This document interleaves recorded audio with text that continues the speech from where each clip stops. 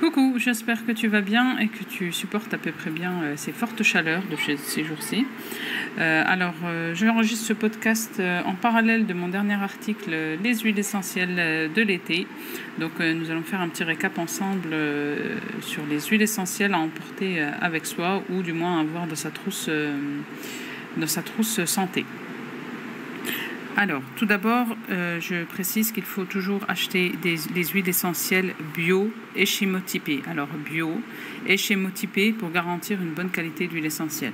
Donc, la notion de chémotypage, on va dire, c'est la carte d'identité de la plante utilisée. Donc, on la trouve sur l'emballage extérieur de l'huile essentielle ou sur le flacon directement, sur l'étiquette qui est apposée.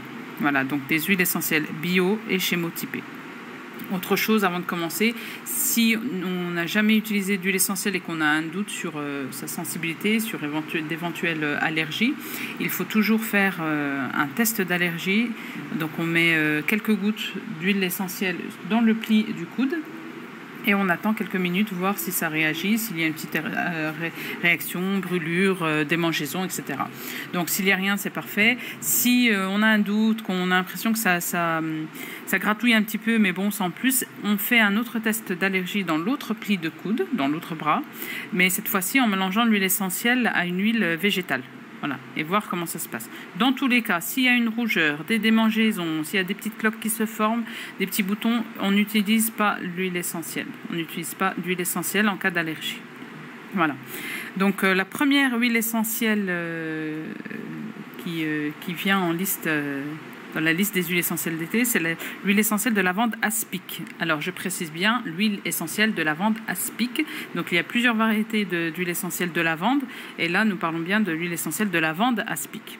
Donc, l'huile essentielle de lavande aspic est anti-inflammatoire, réparatrice, régénérante de la peau et apaisante. Donc, on va l'utiliser en cas de brûlure ou en cas de coup de soleil, donc on masse directement sur la zone concernée.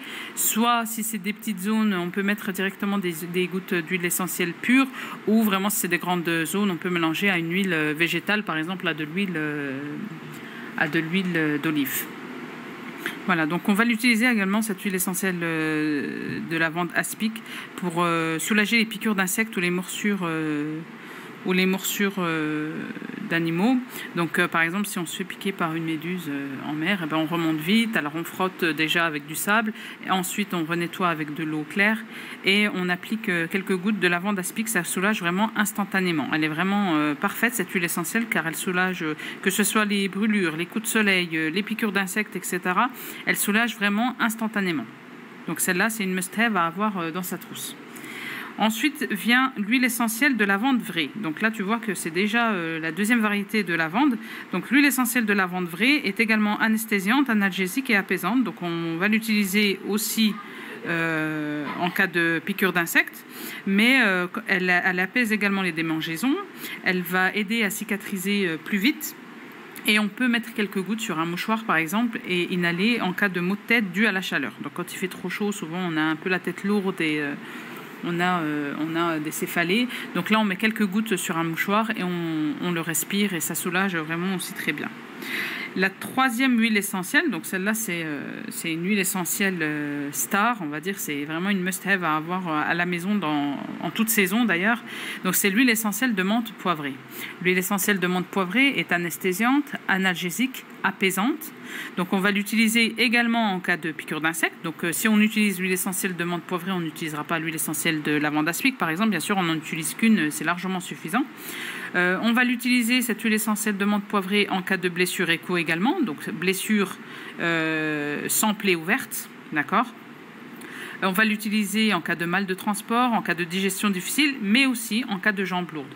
Donc pour soulager les jambes lourdes, elle est très bien aussi, cette huile essentielle de menthe poivrée. Il suffit de mélanger quelques gouttes à une huile végétale et se masser les jambes. Donc idéalement se masser en remontant donc des chevilles vers les genoux et des genoux vers le haut des jambes.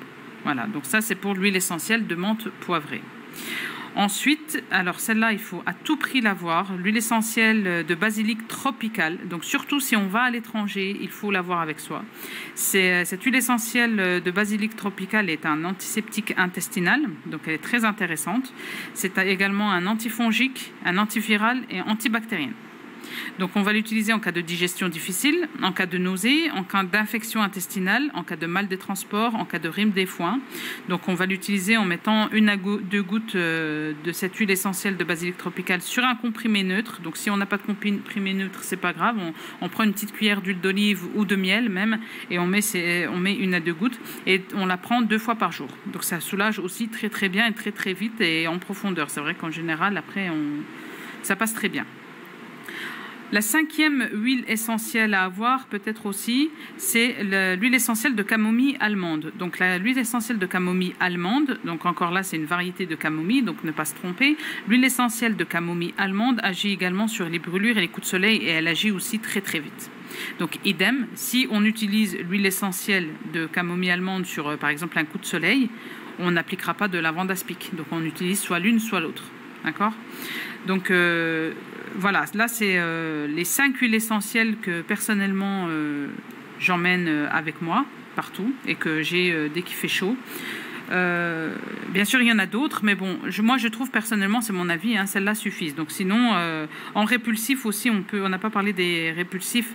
Il y a l'huile essentielle de géranium rosa additionnée à l'huile essentielle de citronnelle de Ceylan.